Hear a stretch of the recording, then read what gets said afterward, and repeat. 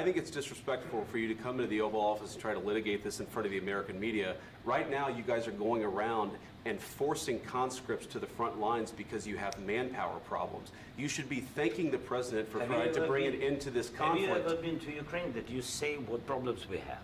I have been to. Come once. I've actually watched and seen the stories, and I know what happens is you bring people, you bring them on a propaganda tour, Mr. President. Do you disagree that you've had problems bringing people into your military? And do you think that it's respectful to come to the Oval Office of the United States of America and attack the administration that is trying to prevent the destruction of your country? A lot of questions. Let's start from the beginning. Sure. First of all, during the war, everybody has problems. Even you, but you have nice ocean and don't feel now, but you will feel it in the future. God bless. You don't know that. God bless. You don't God know bless. that. You will not have a war. Don't tell us what we're going to feel. We're trying to solve a problem. Don't tell us what we're going to feel. I'm not telling you. Because you're in no position to dictate that. That's Remember exactly this. what you're doing. You're in no position to dictate what we're going to feel. We're going to feel very good. You will feel influence. We're going to feel very good and very strong. You will feel influence. You're right now not in a very good position. You've allowed yourself to be in a very bad position, and he happens to be right about it. From the very beginning of the war. You're not in a good position. You don't have the cards right now. With us, you start having cards. Right now, you don't. You're playing cards. You're playing cards. You're gambling with the lives of millions of people. You're gambling with World War III. You're gambling with World War III. And what you're doing is very disrespectful to the country, this country. That's backed you far more than a lot of people said they should have. Have you said thank you once? This entire meeting? No, in this entire meeting, have you said thank you? You went to Pennsylvania and campaigned for the opposition in October. Offer some words of appreciation for the United States of America and the president who's trying to save your country. Please, you think that if you will speak very loudly about the war, you can... He's not speaking loudly. He's not speaking loudly. Your country is in big trouble. Can I Wait a minute. No, you've done a lot of talking. Your country is in big trouble. I know. You're not winning. You're not winning this. You have a damn good chance of coming out okay because of us. Mr. President, we are staying in our country, staying strong from the very beginning of the war. We've been alone. And we are thankful. I said thanks you haven't in been this alone. cabinet. You haven't been alone. In this cabinet. We gave you, through this stupid president, $350 billion. We gave you military equipment. And you men are brave, but they had to use our military. What about if you didn't have our military equipment, if you didn't have our military equipment, this war would have been over in 2 weeks. In 3 days, I heard it from Putin. In 3 days. This is something maybe new. less. In 2 weeks, of course, yes. It's going to be a very hard thing to do business like this. Again, just say thank you. I said a lot of times to American people. Accept that there are disagreements, and let's go litigate those disagreements rather than trying to fight it out in the American media when you're wrong. We know that you're wrong. But you see, I think it's good for the American people to see what's going on. I understand, sir. I think it's very important. That's why I kept this going so long. You have to be thankful. You don't have the cards. You're buried there. Your people are dying.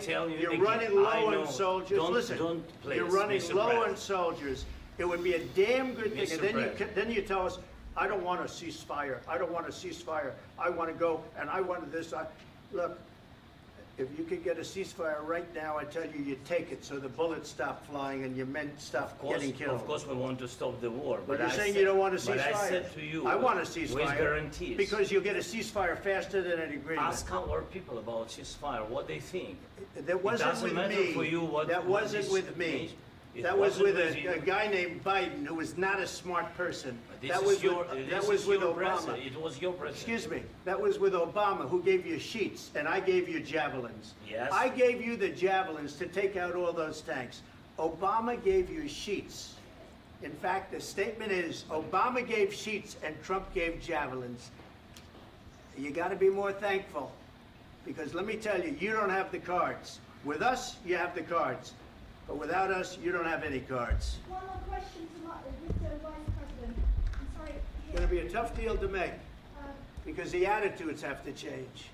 What if Russia breaks ceasefire? What if Russia breaks peace talks? What do we do then? I understand that it's a conversation right now. What are you saying? What She's asking, what if Russia breaks the ceasefire? What if anything? What if a bomb drops on your head right now? Okay? What if they broke it?